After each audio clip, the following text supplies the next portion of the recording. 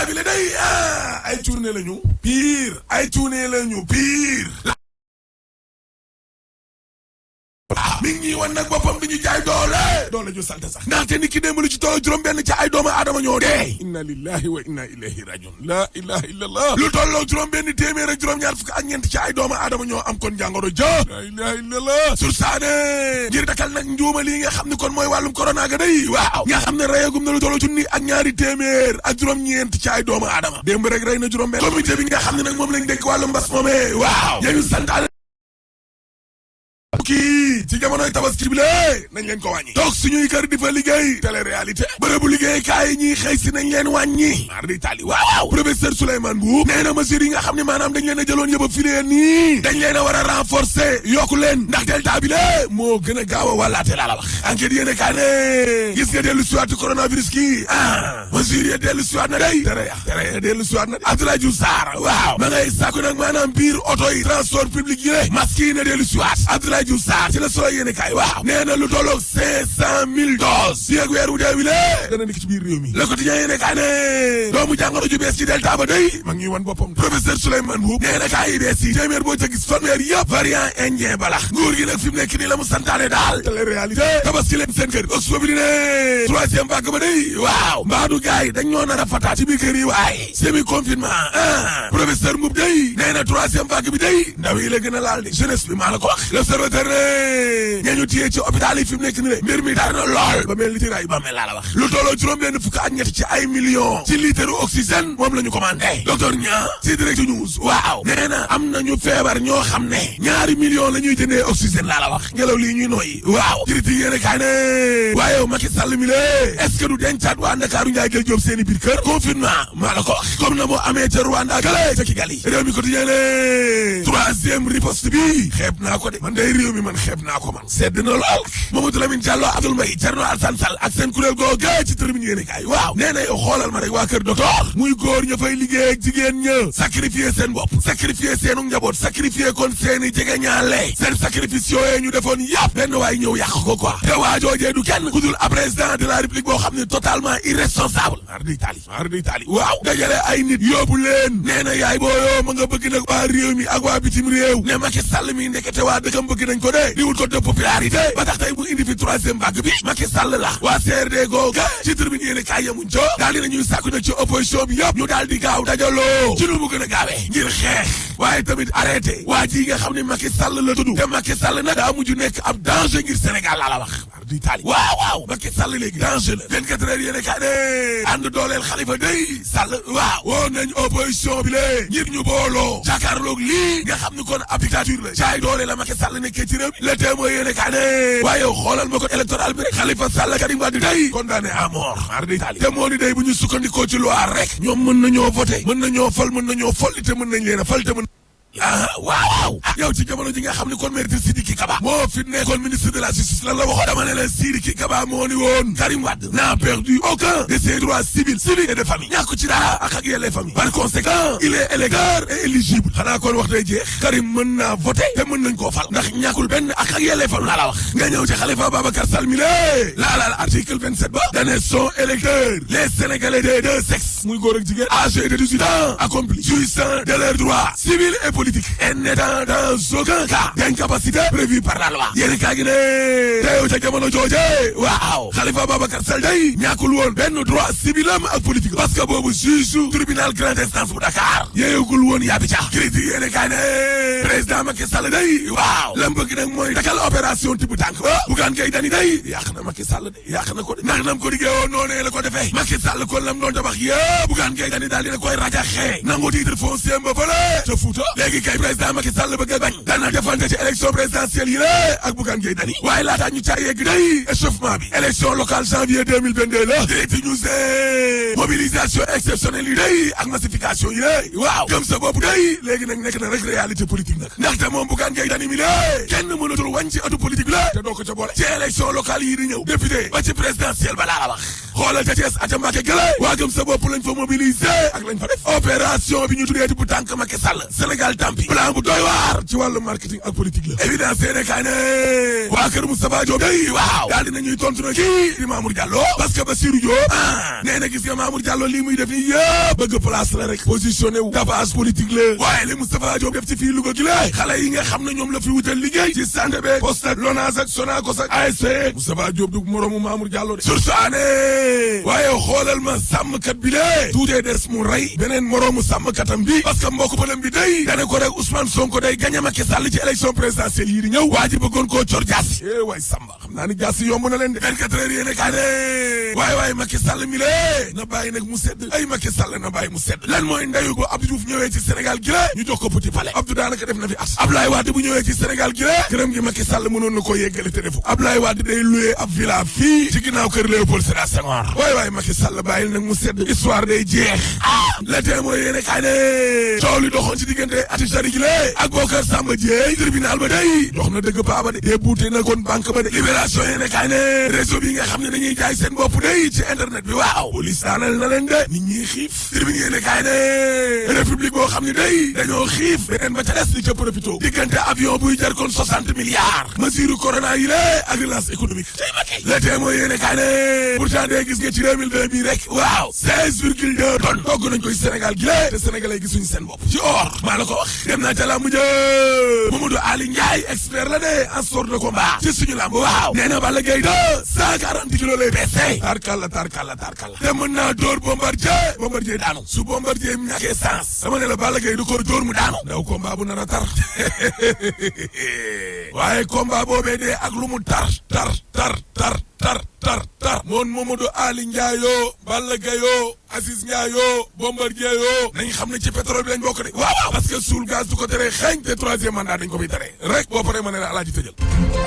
waaw sant bu baax neex na de daral yi waaw ñu ngi de mu ngi avancé de waaw gars yi ñu ngi jaay bu baax gars yi ñu ngi jënd bu baax aussi ak ci xar bi yaa si nee na doo am ci xar yi de yan xaar la séddale xar yi gëm sa bopp yi non xar yi Bougane Gueye Dany mais pas gëm sa bopp suñu xoo yi xar yi sida yi bu fekkee daal loxo ci poche moom bu ma joxee ma jël waaye bu dee ay xar moom am naa xar man nga ko yóbbu ci daral ba tamit nga yokk ci daral bi rek nag ñi yaakaar si yow xar dafa bari waaye dama jox non loxo ci poche rek du ma jox loxo daa enveloppe bee la gën a enveloppe bee la gën a enveloppe bi waaw enveloppe bi daal daaji turé la gën a yow enveloppe bi wala buum bi xar de xam nga ci ay africain lañu teranga nga ne ko jërëjëf rek même boo ci amee nga ne ko jërëjëf rek kon boog jërëjëf Yacine yow na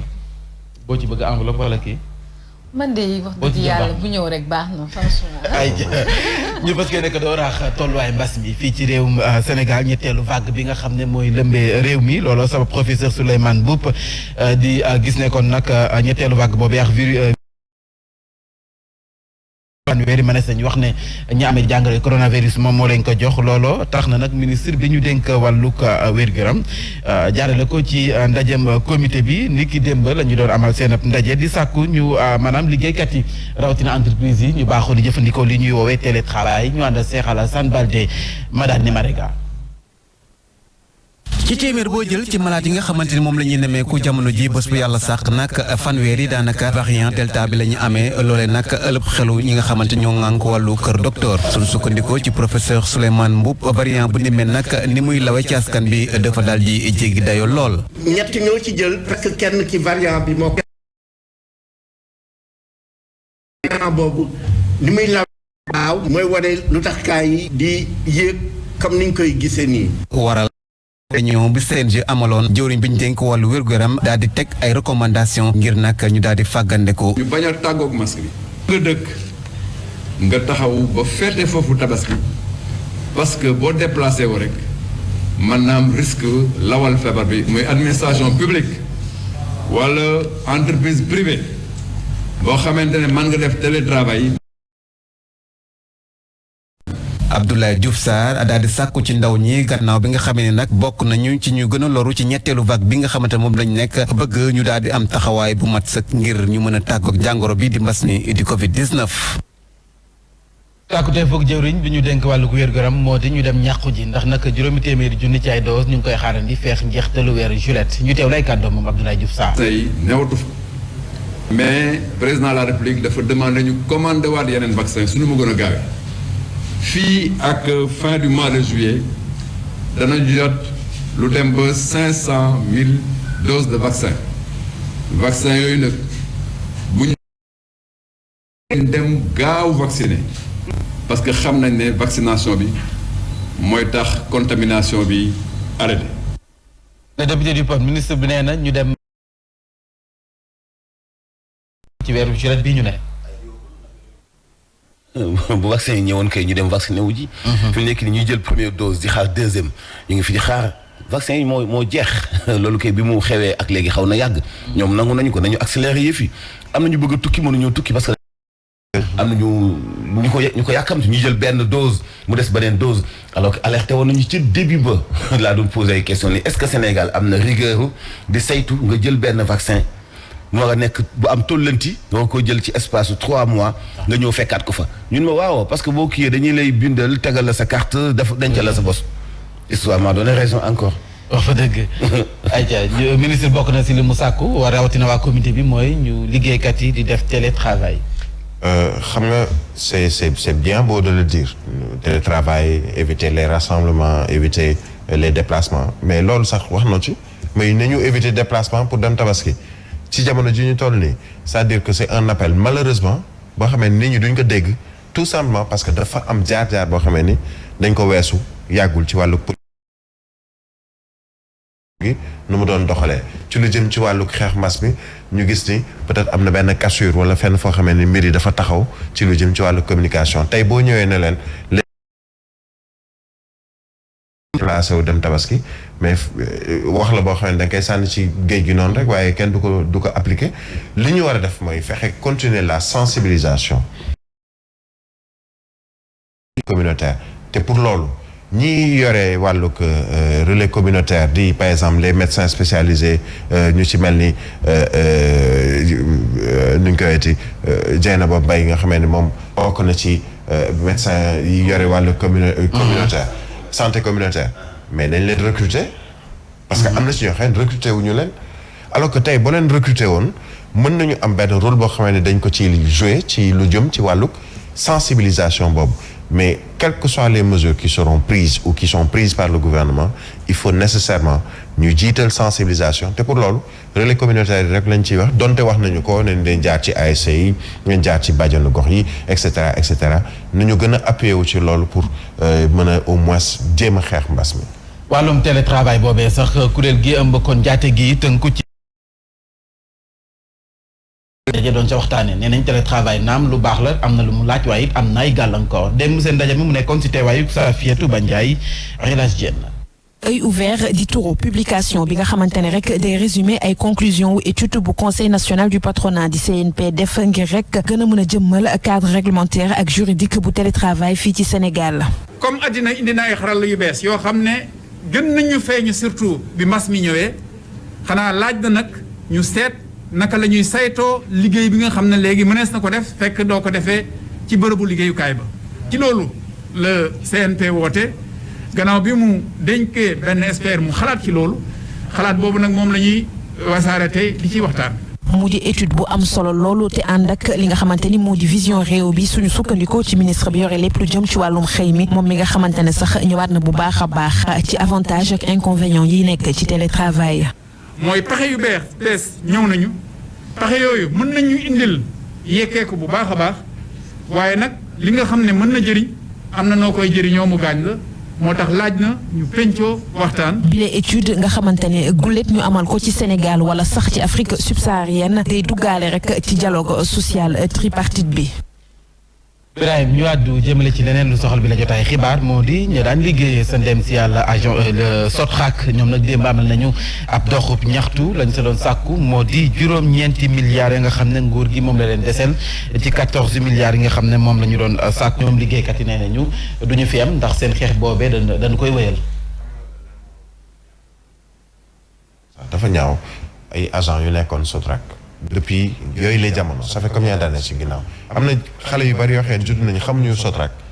te pourtant moom moo jiitu woon ñu doon def liggéey boo xam ne am na solo ci wàllu boobu ni nga koy gisee ci Sotrac noonu nga koy gisee ci SIAS di ko gisee ñi nga xam ne ñoom ñoo nekkoon Air Afrique di ko gisee ci yenn entreprise li ñaaw mooy ngay toog des années après 20 ans après 25 ans après ñuy ñaxtu loo xamee ni droit la ci ñoom ndax ba ñuy tëj entreprise bi dañ leen ne ni dañ leen jox nangam ci diirub nangam ak yu mel noonu te ba léegi furaas ngay dem ñu ne le conseil des ministres wax nañu ci agent wu Sotrac yi waaye nga toog 1 an après doo dégg 2 ans après des années après doo dégg dara mais ce sont des pères de famille et des mères de famille am na si ñoo xamee ni tey làqu nañu seen njaboot doon xaar ñu mën leen a fay liñ leen amel ndax am na suñu bari ñoo xam ne ba léegi dañuy loué wala ñu génne leen seen kër wala ñu nekk ci ay jafe-jafe te pourtant nguur gi moo leen ko amel mais la ngay dem di recruter ay nit feneen ne ni da ngay def emploi xëyu ndaw ñi et cetera passif bi fi nekk dañu régler passif boobu léegi leneen loo ci yokk nga yokk ko ci mais ce sont des yaa ngi koy wax sànq ci alal mu liggéeyal la ba xëy dee wala mu liggéeyal la ba xëy retraité wala mu liggéeyal la ba nga xëy dàq ko ci entreprise wala nga tëj entreprise bi nga la waay fay ko la nga ko ameel buy wuti leneen mu wuti leneen buy def leneen mu def leneen ñaata nit ñoom ñoo dee ci ancien agent Sotrac yi yàlla suñu borom yërëm leen te yéen kenn tegu leen ko lu nguur ba liggéey jotee liggéey nañu 14 milliards lañ leen yoral ñoom ñu daan liggéey ci ndem si yàlla Sotrac juróom-ñeenti milliards lañ leen desal loole la ñu sàkk nguur gi fay leen. te boole gi sax bi ñuy tëj seen entreprise dañu fa amoon ay matériel yoo xam ne société bi moo ko moom. donc matériel yooyu muy place bi nga xam ne fii la Dakar Dem Dikk nekk tey di espace bi ci la bokk ay bus ci la bokk ci wàllu yoon nan lañ ko mën di jëflante ba mu mujj léegi nekk moomeelu société Dakar Dem Dikk. ñun ñëpp gis nañu ay jamono bi fii waa APR jëlee seen siège boobu ci suufu Dakar Dem Dikk jamonoy maître Moussa Diop ñu mu baree woon coow mais suuf si yëpp nañ bàyyi xel ci ni laataa moomeelu Dakar Dem Dikk moomeelu Sotrac la woon donc nan la génnee ci loxo Sotrac dem ci loxo société Dakar Dem Dikk donc lu bon ci wàllu échange xaalis war na génn boo xam ni war nañ ci mën a indemniser ñi nga xam ni 9 milliards dong la ñuy demandé ci valeur suuf boobu nga xam ni fii la seen dépôt bi nekk sans compter matériel yi bureau yi ak yeneen ak yeneen. li Ibrahima wax sànq mooy dëgg nguur gi moo noppiwul pour indi solution ci ak pàcc ci askanam bu fekkee dañuy souffrir ci loo xam ne seen moomeel la entreprise mën na ko sàkkal pexe di bàyyi nit ñuy souffrir xanaa mag ñi di dox ci kaw mbedd mi nii sax ndax demander seen alalu bopp. wax na daw yaram vraiment autorité yi. wax dëgg yàlla. ayca ñu wàddu jëmale sa Fogny département bu Bignona askan wa fa yeewoo nee nañu mënuñoo bàyyi daggum garab gi mënuñoo bàyyi bay yamba lu dul rek kon dañu mais yénn ci ay fruits ndax loolee mën na rek tax ñu bàyyi loolee nga xam ne moom la ñu jëfe foofee ñu ngi ko xamle ni ko dem si alxames ji sa Nema Jinaare ci am ndajam forum bu nga xam ne lañu fi doon waxtaanee moo di lu suqali Fogny Yaya Tambédou président de l'association pour le développement du Fogny yëkk dénk na ci ay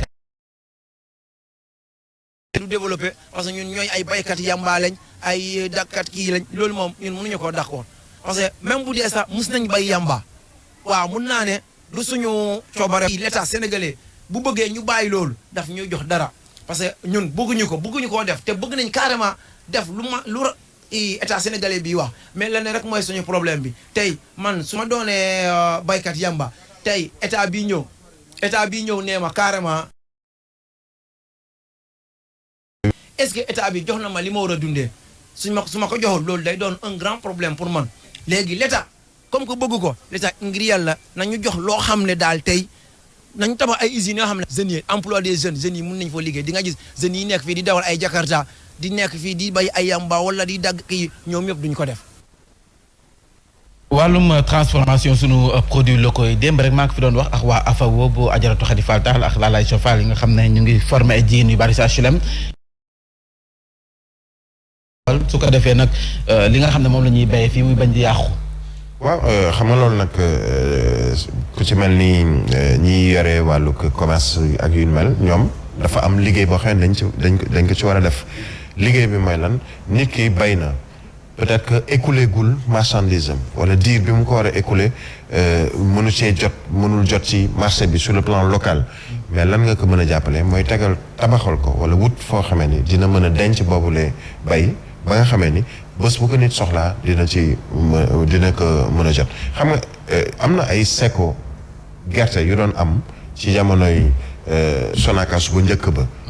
Sonagraine sax la ñuy wax bu njëkk ba. yooyu da doon tax ba nit ki lu mu bay ci wàllu gerte lu mu bëri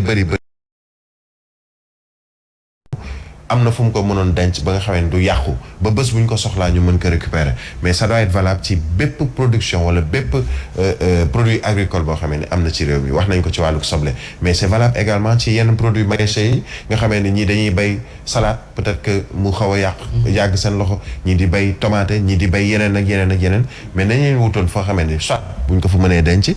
à côté ñu am tamit ay unités de transformation nga xamee ni tomate ba nga bay peut-être bari na mënoo ko écouler mais ñu mel la may fa nga ko transformer ba def ko nu ñu koy woowee ci huile wala céréales loo xamee ni peut-être après di nga ko mën a écouler sur le plan local mais surtout également sur le plan international il faut que ñu dem ci yenn yi yu war a yàq suñu loxo ñu mën a may pexe ak solution ba ñu mën ko exporter même bu dee dans les pays nu ñu koy yu dend ak réew ma ngoog El Hadj mu mel ni kon bu ñu jàppee ba tey ci centre de transformation yi unité de transformation yi loolu bu ñu ci gënee taxaw nañ dem ba nga xam ne yenn supermarché yi boo fa duggee di nga ko fekk suñu yenn produits ñu homologué leen. ci yenn bérébu jaayukaay yi. mel ni ay exclusif ñu baal ma ci ni ma ko cité. mais loolu mooy li am na yeneen mel ni boutique Total yi Bonjour yi mel ni Auchan dañ fa fekk ay GIE wala ay petites et moyennes entreprises di ko defar di ko jaay mais problème bi mooy day cher lu doyul day jafe bu ñu lay jaay benn sachet ngeer boo xam ni lay toll 750 wala 800 alors que takku ngeer bi la maire bi jaay ci kaw tali bi di la ko jaay 200 wala 100 francs dina mat sachet boobu daan loolu itam taxul transformation am njëriñ ci Sénégal potu cere bi ñu lay jaayee 100 francs boo demee maire bi jaay cere ci kaw tali bi pot bi mu lay jaayee 100 francs boo demee di ko jënd exclusif wala yeneen boutique yu mel noonu daf lay coûter presque ay 700 wala 1000 francs donc luy jar 100 francs buy jar 500 luy jar 200 ñu yóbbu buy bi ngay jëndee 300 wala 200 ci tey boo jëndee valeur bu toll noonu ci buy minimum di nga dépenser lu ëpp 3000 francs ça aussi ça n'a pas de sens ci wàllu bu ñuy wax transformation mais dafay wane xale économique tey bu fekkoon doon Sénégalais seen consommation li ëpp dafa jëm ci liy bay ci dëkk bi unité yu bëri ñu koy jël bu baax dina gën a wàññeeku te loolu moo ëpp solo même ci côté santé dañ lay wax ay xeetu produits yu ñuy consommer yoo xam ne day jeexeetalu ci nit ki ci indil ci moom ak jagadi donc dafa am solo ñu gën a dooleel unité de Éthiopie xam nañu bu baax ni ñoom loolu mooy seen doole ci ni ñuy sàmme petites et moyennes entreprises yi nekk ci quartier yi nekk ci village yi def benn concurrence loyale boo xam ne du am xëccoo du am ñaawoo te kenn ku nekk di nga mën a écouler li nga defar mais Sénégal tey boo transformé tiga dege pour nga jaay ko day nekk problème pour nga yóbbu ko exclusif am na ay normes yu ñu lay tegal pour Total am na ay normes yu ñu lay tegal te yow tiga dege bu normal bu baax la alors que man su ma ko defaree teg ko fii ci mbedd mi gën a yomb bi nekk exclusif mais Sénégalais bi da nga ko teg c'est grave ça waaw c'est parce que na ngay présenter tiga dege ba la ndax bu dee da nga koy présenté ci bocal bu rafet ñu def ci étiquette yi ci war loolu yëpp liggéey boobu ADPME par exemple moo ko taxoon a jóg fexe ba ñii petite et moyenne entreprise yi ñu mel lay jumtuwaay ak xarala boo xamee ni bu ñu transformé seeni produits déjà nañu koy présenté li ñu naan di nga ko bëgg a jënd tout à fait muy ci supermarché ba wala produit boobu mën na la may nga jënd dugal ko ci jël benn butéelu Kirène wala Casamance def ko ci biir bëgg ko jaay mais alors que boo ko defoon ci beneen butéel boo xam ne loolu moo ko tax a jóg am étiquette am ak yëpp nga dugal ko ci supermarché bi boobu lay gën a yomb jënd ñu ngi ci avancé boo demee ci fiara yi wala marché comme fiara bi passé nii da ngay gis ni jigéen ñi def nañ ci njàmbaati gu am solo mais amuñu possibilité pour mën ko écouler voilà il faut ñu waxtaane it dal yi nga xam ne dafay faral di daanu ndax ndax njombe amatina fa sa Dalifort mu di benn dalu bâtiment bu daanu ab kër la ma ne sañu wax ne bilang ba xala naa diis lool ñett ñoo si ñàkk seen ak bakken bu ñu sukkandikoo ci xibaar yi ñu jot papa ji la soxna sa ak nag doomam bu jigéen ñoom ñett ñëpp dal bi ba mu màbbee seen kaw dañu fa doxe ñàkk seen ak bakken bi ngi xewee sa Dalifort mu mel ni ko néew yi yóbbu nañu leen sa l'hôpital bi leen gën a jigee lu ne nag mi ngi am bi ñetti waxtu jotee ci fajar gi sa Dalifort bari na lu ñu koy nemmeeku jamono ji kër yi nga xam ne dal yi dafay wàcc loolu aussi faw ñu xoolaat ni ñu koy dakkalee. Dalifort la ñu wax Parcelles Médina waxoon nañ ko fi am na loo xamee ni dañoo jëloon ay mesures je me souviens am na kër gu tàmbali woon di màbb fële ca Médina. sa Médina surtout. gouverneur bi ak préfet ku nekk ba ci maire bi ne ni joxewoon benn diir ne ni dañuy daaneel yooyu la immeuble. tey dafa am loo xamee ni il faut que ñu répertorier le nombre de maisons d'immeubles ak yenn ci ay bâtiments yoo xamee ni qui menace ruine ni ñu koy waxee ndax ñi fa dëkk déjà dëkkuñu ci sécurité. mais Bambey chaque jour man mi am naa ci mbokk boo xamee ni du ma ko tudd dalu ni ñu koy waxee ci balcon moo daanu ci boppam. heureusement ñu yóbbu ko defal ko ay soins et cetera mais mën na am jeexital. te yàllaa ci def sutura. mënoon na dal keneen ak keneen ak keneen. tout simplement parce que da ngay gis koo xam ne day ñëw ñu ne la 100 millions mooy defar kër gi nga woo Mambay woo Mansour Diop nga jox ku nekk 10 millions ne leen kër gi daal bon damaa bëgg mu pare nga jënd fer boo xamee ni du fer boobu ngay soxla. mais boobu ana ay descos ana ñi nga xamee ni ñoom ñooy war a saytu lu jëm ci wàllu bâtiment yi ndax am nañu norme ak règle yi ñu ko war a defaree mais da ngay gis ku tabax bâtiment 2 ans nga ñëw ñu ne la bâtiment baa ngi fissuré c'est tout simplement parce que fa ñu war a jaar yëpp jaaruñu fa amul architecte bu ci ne da ngay jël benn Mansour Diop boo xam ne xaw naa tabax na këram peut-être il y a 2 ans rek nga jox ko liggéey bi alors que ce n'est pas son rôle du lu mu jàng du loo xamee ni mën na ko waaye peut-être xaw na ko pratiquer benn 1 an 2 ans mais fan lay mujjee jeexital bi ay kër yuy màbb ci kaw ay nit ñu ciy faatu il faut que nguur jël responsabilité am fa mu war a teg daan mu teg fa daan ñem mu war a dugal ci wàllu liggéey boobu ñu dugal leen ci liggéey bi les architectes chaque jour ñu xuloo ne ni kenn woowu leen ci yenn bâtiment yi ñu defar ci Sénégal c'est un problème alors que booy defar bâtiment am na ñoo xamee ni ala kulli yàlla faaw nga dugal leen ci sa defarum bâtiment parce que dafa bëri taaba tamit dafa bëri taaba si ñàkk de moyen ba wala nag si ñàkk pexe la bâtiment yi nga xam ne mi ngi daanu elay ku nekk def na da nga war di tabaxee selon say moyen fi mu toll mais mënoo tabax yenn immeuble yu am yenn dayo yi te say moyen matewu ko ci wàllu surtout matériel jumtukaay yi tabax dafa cher maam mais am na yenn fer yoo xam ne kenn boo demee ci dal fekk mu daanu da ngay sax yéemu ci yàlla maa ngi ko xam ci at bi benn immeuble daanu woon ci Médina yal na yàlla yërëm élément sapeur pompier yi mu daanu woon ci seen kaw benn R+3 xawma 4 mu lakk après le lendemain ñu ñëw di xoolaat malheureusement mu daanu ci seen kaw mais boo xoolee fer bi ñu defaree woon dal yi da ngay yéemu ci yàlla gis nga ay balcon ak fer ak terrasse bi tiim nekk kenn waru koo defee yenn fer yu néew doole yi minimum war na nekk fer de 14 ci boo waxtaanee ak bien sûr entrepreneurs yi nga xam ni loolu mooy seen domaine. loolu mooy si liggéey dañ la wax ni la fer bii moo war a dem fii fer bii moo war a dem fii fer bi moo war a dem fii nii man bu ma gisee maçon ni ma jëndal fer 8 wala jëndal fer 10 ci wàllu escalier nangam wala déet waxtaan naa ak benn technicien boo xam ci wàllu bâtiment nee na ma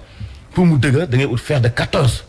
pour nga def néeg bu ëpp itam 4 mètres fokk mu am poudre noyée.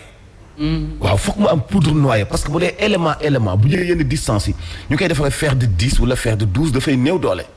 donc faaw néeg bu ëpp 4 mètres impérativement dafa nga am poudre noyée néew na ngay gis bâtiment bu màbb fekk amoon na poudre noyée ak lu espace bi yaatu. léegi nag yooyu ay techniciens de bâtiment ñoo la koy xamal mais maçon yi mën nañu ko sax bëgg mais yow miy tabax. bu ñu la ko waxee nga ne waaye garaawul waaye affaire de casse parce que ça coûte cher.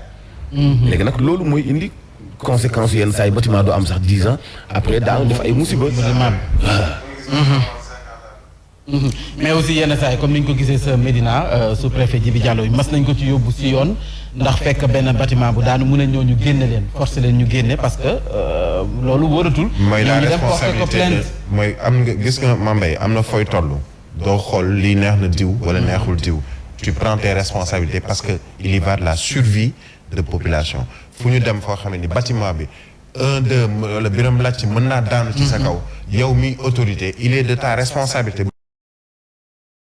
ñaanuñu ko téye am ci mais bu ñuy topp yow la ñuy topp parce que yow yaa jëlul matuwaay yi nga waroon a jëloo responsabilité bi nga war a jël pour bu ñu leen war a génne ñu génne leen yóbbu leen ci beneen bërëb en attendant wala bu dee dañ leen di indemniser wala borom kër gi mais nit a ngi fii mais y a eu fële ca Californie aux États-Unis bâtiment boo xamee ni dafa màbb ñuy wër nit ñi si nekk le bâtiment mais dañ leen màbbal te pourtant ay nit a ngi fa dëkk c'est tout seulement parce que autorités yi dañ jël seen responsabilité ne ni lii bu ñu ko deful mën na indi jeexital ci yeneen bâtiment yu mu dandal voilà loolu sax Bamba Fall defoon na see jéego de gis bâtiment boo xam ne mi ngi bëgg a daanu mu jël ñooñu yóbbu leen utal leen fu ñu nekk en attendant ñuy xoolaat loolu moom ñu bëri seede nañ ko foofu sa Médina accident yi la ñuy desandil foofee ca VDN 3 bi ak chantier ba nga xam ne moo fa am pont bi tiim ak xabru ba mu mel ni kon pont bee oto dawatina ba daal di say daanu toll ñu delluwaat ca bërëb ba ña nga xam ne ñoo ngalloo liggéey ba ñu ngi koy ñaawlu ba noppi di interpeller waa Ageroute ñu ànd Seex Ndeye Khady Diouf. commission bi may kat li mooy ñaawlu ñàkk kaaraange gu fa sooke ñaar ci ay accident bi mooy ñaareelu accident mortel bu fi am bu njëkk bi benn xale bu góor la démb nag encore dañu xëy fekk oto bi daanu fi ñoom fekk dee nañu ñu ngi ci biir ñoom ñoo leen duppar ñi enquête am def ay constat ñu jël leen yóbbu leen su ñu tëjoon pont bi le pont n'est pas fonctionnel chantier la ne kon dañ ko war a tëj sécuriser ko ba nga xam ne oto la fa accès ka amul woon lenn luy wane ni fii chantier la amul woon lenn luy arrêté nit ni fii waroo fay aw jéey ji tax na ba ñu bind bataaxal Ageroute ñun li ñuy ñaan ñun waa Cambérène mooy Ageroute def liggéeyam bu defulee liggéeyam nag ñun Cambérène ak sañuy kilifa yi nga xam ñoo ñu yëf kilifa diine danañ taxaw liggéey bi na taxaw te duñ ko nangu bind nañ na correspondance léegi laa jóge Ageroute déposé naa ko correspondance boobu chefferie bi ñoo ko signé VDN 3 bi dañu ko rek ajandi woon laata ñu koy tàmbaliwaat ci fukki fan ak juróom ci weeru septembre bi ñu weesu. tàmbaliwaat nañu ko ni mu ko waxee fukki fan ak juróom ci weeru septembre yaakaar nañu kon danañ ko yeggali cette fois-ci mais laata boobu nag accident yaa ngi fay am ba léegi El Hadj. accident ñu ngi fay am parce que dañoo defu li ñu fa war a def. parce que jàpp naa ni fi tali di jeexee maam. boo jàngul dara ci BTP. xamoo dara ci wàllu construction ci ay tali. jàngoo dara ci code de la route. sa yow sa nité war na laa may nga xam fi tali di jeexe war nañ fa def ay balises. peinture ba nga xam ne boo defee phare daa ko seen ba xam ne fii la tali bi yam mais tali boobu da nga fay gis càggante xam nga dañu wax ñaari accident yi mujjee am ba ay nit dee ci côté bii nekk Cambérène mais fa mu jeexee ca boo paasee gàddaay ca rond point bu mujj ba ca Filao ya mais foofa itam ñaata accident ñoo fa am foofa itam nit dee na fa bu leen fàtte loolu. parce que juste ci rond point bi da ngay ñëw foog ni boo wëree rond. boobu lay jox alors da ngay ñëw foofu fekk tali bi jeex na. donc mu nekk problème boo xamante ni bi gis nga ab tali dafay am ay signalisation et puis di am suivi yaa ngi fàttaliku atam booy yoroon seen oto aw ci. quitté rond point bi nekk ci juste jàkkaarloog poste Médina. parce que amul woon signalisation. mën a indiqué oto foo xam dafa war a taxaw mu def face direction oto signalisation yi saa bu màggatee dañ ko war di defaraat xel mënta nangu mukk ab pont bu ñuy tabax wata dawadoo ba cëppeelu foofu parce que rendre ci compte loolu xel mënu koo nangu fi tali di yem surtout mu nekk pont mais dafa def ay garde-fou. war na am lu ko. minimum yi loolu aayul njàng mu sori wala nga nekk technicien ci côté boobu. route sax yéeg ci pont bi voilà balaa yéeg pont bi nga def ay garde-fou quand même donc da nga naan est-ce que ñii tayuñu ko. manque de rythme tey ñu doon defar tali bi bu fekkoon woon réew yi nga xam dëgg yoon mu ngi fa ñu fay bàyyi dëgg wàllu droit de l'homme ki jiite chantier dañ koy topp ci yoon. wallaay dañ koy topp ci yoon parce que xel mënta nangu pont bu jeex boo xam continué wul kàmb la nga bàyyi ko noonu ubbi ko oto daw ba sof ci biir loolu c'est inimaginable. nañ ko baare rek ñu wutali sa Mbuur yàggul dara kon daañ taxawal benn code bu tourisme loolee ka ko xamle moo di directeur de la réglementation du tourisme lañ sa jublu nag moo di assainir secteur bi ndax gis nañu ni bëri nañ si luñ ci war a mën a setal Ismaïla Dione lay wuyoo ñu teewlu ay kàddu Mahaline Badara Sonko. ñu ngi doon waxtaane depuis altine passé ñu def ñeenti fan di liggéey ci li ñu tuddee décret d'application wu projet de loi portant code du tourisme ndax comme ni nga gisee code de la route ñun dañu bëgg aussi ci tourisme ñu mën a xam ne maanaam boo defee lii moo la ciy fekk nii nga war a def maanaam loo xam ne dina gën a ñongal li nga xam ne mooy suñu réglementation bi nga xam ne ministère bi depuis 2019 am na benn projet de loi portant code du tourisme boo xam ne daanaka document bi pare na waaye ñun dañu ne woon pour ñu bañ a perte temps ci bu demee ba ñu adopté ko tey dañuy liggéey ci li ñuy wax les décrets d'application. ñu àddu jëmale ci li nga xam ne moom mooy visite bu directrice foofee doon fa nemmeeku conditions yi nga xam ne liggéeykat yi ñu ngi koy jànkonteel nekk si ay jafe-jafe nag moom njiit la xam ne kon dana def kéem kàttanam ngir nag ñooñee ñu xoolaat seen ak nekkin ci seenub liggéey ba mu fa jógee dem na ca Sédhiou nemmeekut foofee liggéeykat yi ci ay jafe-jafe ñu nekk 233 animateurs polyvalents ñoo fa nekk ci 118 classes ñu gis ne ñoom it ci condition yu précaire la ñu nekk foofee bëgg nañ ku leen taxaw moom nag jot nañu ko laaj jëm ci chantier yi nga xam ne amal nañu ko sa Dambaya liggéey ba dañu ko taxawloon mat naa léegi juróom benn yaat nee na nag dana def kéem kàttanam mu jiite case des tout petits foofee sa moom directrice bi nga xam ne moom la ñu dénk wàllum case des tout petits élage programme case des tout petits gis nañ liggéeykat yi jafe-jafe ñuy jànkonteel foofee sa Dimbaya juróom benn yaat ngi nii ñuy tabax benn case des tout petits mënut a fexe ba yemb. dañoo bëggul mu noppi waaye bu ñu bëggul mu noppi pourtant éducation boo gisee xale yi fréquenté nga xam ni am na njëriñ ci wàllu éducation donc war nañu ko eggale au moins bàyyi xel ci askan wi dëkk foofu noonu au moins dimbali leen ci wàllu orienté ak éduquer seeni ay doom dafa am ñaar yoo xamante ni bii politique bu am solo la muy li ñuy wax case de tout petit ak case de santé yooyu dafa am solo parce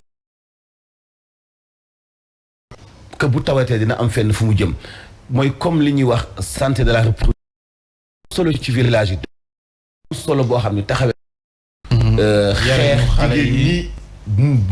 ñi faatu ci bu ñuy mucc am na taxawaay bu am solo parce que yooyu ñi seen loxo jotul seen ginnaaw lay taxaw ñi seen man demewul noonu lay taxawu donc loolu dafa am solo xëy na nag bu dee dégg nañu jàmbat bi daañu ci indi solution waaye damaa foog ni nag dëkk boo xam ni bëri ba mel ni ay neenu cooy moom kon nag case des tout petits du ma ta wax dina doy waar Birahim case des tout petits di participer ci yarinu xale yi surtout jamono ji nga xam ne xale yi seen doxalin yaakaar naa ne ñëpp ñu ngi koy ñaawlu kon nag sa ndorteel la sa ba ñuy nekk tout tànk lañ ko war a doore non c'est une belle initiative mais comme ni ko ki nga xam ne moom moo fa wutu Thérèse Faye Diouf nga xam ne quoi qu'on puisse dire am na liggéey boo xam ne jot na ko ci def bu am solo ñu buñ ko dénkee yaakaar naa même na si suma juumul moom moo ko yore na saytu loolu ndax tamit nga tabax wala nga tàmbali tabax leen loo xam ne mu ngi jëm ci tout tànk yi ci li jëm ci seen wàllu jàng boobu ba léegi ñuy toog di xaar tabax bi àgg ça veut dire que am na foo xamee ni sooxe na fa maintenant il faut que ñu xam lan moo ko sooxe mais dañ ko jéem a àggali ndax tey li ëppoon importance mooy ñu mën a implanter dans tous les départements au Sénégal wala dans toutes les communes ñu mën fa am li ñuy woowee ay cases des tout petits nañu war a mën a amee dans tous les départements ou dans toutes les communes au Sénégal lii nga xam ne moom mooy ay écoles en dur maanaam jële fi li nga xam ne moom mooy ay abris provisoires ak yu ni mel nañu def solo ci jàngum xale yi ak anam yi ñuy jàngee ak bërëm yi ñuy jàngee ak surtout ñu leen di jàngal ndax loolu c'est important ndax il y va de l'avenir de ce pays. jaajëf ñu jàll si ñaareelu pàcc bi la jotaay xibaar tàggat yaram lay doon.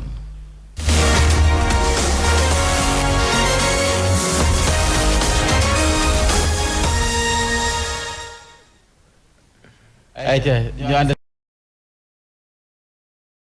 baax a baax maam borom Jamtati ak Dougar la grand-mère de Tëngéej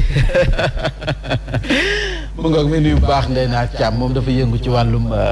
case des tout petits maanaam xale yi petite enfance moo ko ñor Ndeye Naar Thiam réagir ci li nga xam ne moom lañ doon waxtaanee sànq ci case des tout petits ndax mi ngi taxawal lu am solo comme xale yi moom ñooy ndaw ëllëg ñooy magu ëllëg moom foofu la ñu ko war a jaarale waaw bu baax ayca ñu koy door Ligue de 25e journée Linguère moom dafa assuré montem mu mel ni kon jàll na ci kanamu Guédiawaye FC waaw loolu nag ni kiy démbale woon foofu ca Saint-Louis Linguère moom doon dalal ñii di waa Guédiawaye FC waaye nag moom moo mujjee am ndam ci kawam ñaax ci dara tax na ba Linguère bu Saint-Louis assuré nag ni déwén kon dina nekk ci Ligue 1 bi yi ki noonu tamit jël première place bi ci kaw ñii di waa Guédiawaye FC kon bitu Linguère Saint-Louis nag kii di Babacar Gueye Sène ak Amadou Doudou Soumaré ñu gën ko xam ci Jean Ndiaye ñu ñoo ko dugal en tout cas bi remonté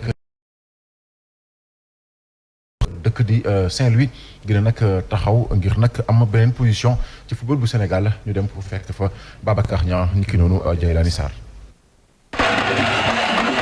nekk na Linguère bu Saint-Louis delluwaat na ci élite bi ci première division gannaaw ñaari at yu mu dund ci Ligue 1 équipe bu Ndar bi moo gagné ñaari bal ci dara équipe bu Guédiawaye football club ñoom Samba Linguère yi ñoo ubbi score bi nag gannaaw bu ñu joué fanweeri minute ak kii di Babacar Gueye Sène laata nag ñu koy dabbaliwaat ak Amadou Doudou Soumaré ñu koy wax Ndiaye Jean 59e minute mu nekk ab mbégte bu mag nag pour ki nga xam ni mooy président Amara Traoré waaye supporter takku lool ñëwoon nag jàppale si seen équipe. mu nekk ab ndam loo xam ne nag doomu Ndar yëpp dañ koy rafetlu ñi nga xam ne ñooy entraîneurs yi di Abdou Majib Diagne bu Linguère ak Pape Niang bu Guédiawaye joxe nañu seen xalaat ci jongante boobu gannaaw bu mag am xale yi gis nga tey dañuy galvaniser woo donc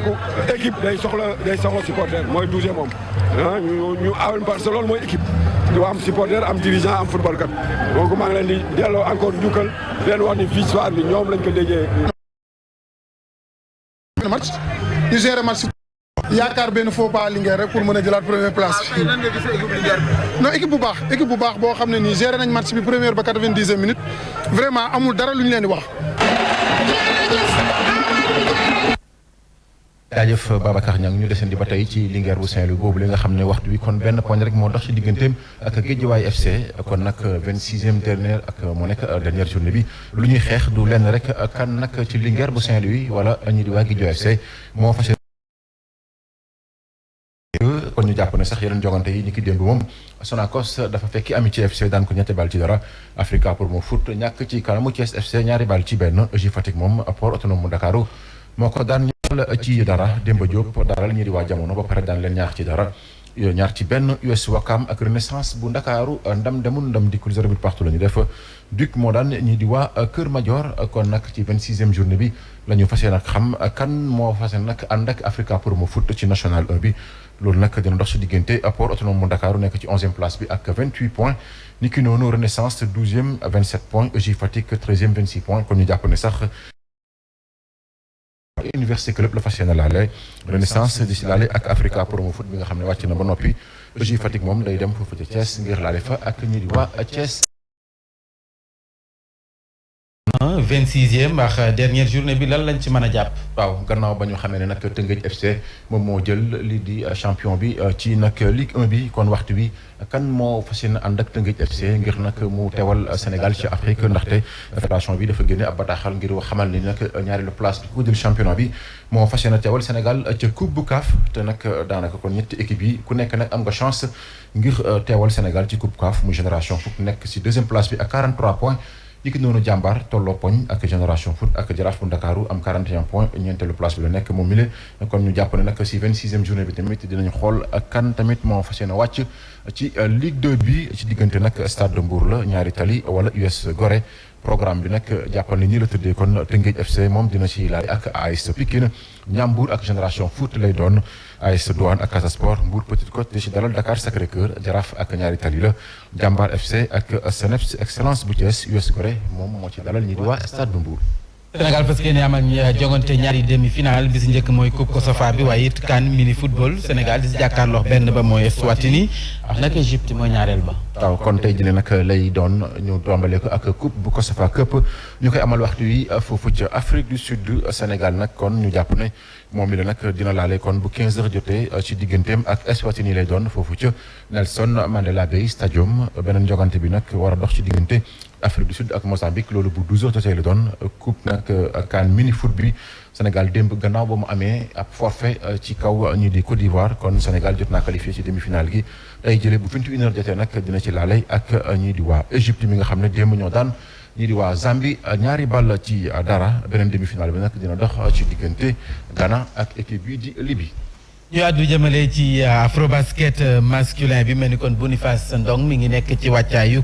li nga xam ne moom mooy préparatif yi. waaw waxtu wi nag kon Sénégal moo ngi ci wàccaayu lu jëm ci wàllum Coupe d'Afrique bu afrobasket ñu fas yéene ko amal ni ki ñaar fukki fan ak ñeent ci weeru août jàpp juróomi fan ci weeru septembre foofu ci Rwanda waxtu wi nag kon Boniface Ndong ak i nag ay ndawam ñoo ngi foofu ci stade Marius Ndiaye ngir nag lu jëm ci wàllum wàccaay wi dañ ciy teewlu Boniface Ndong ak Sadio Abibouka.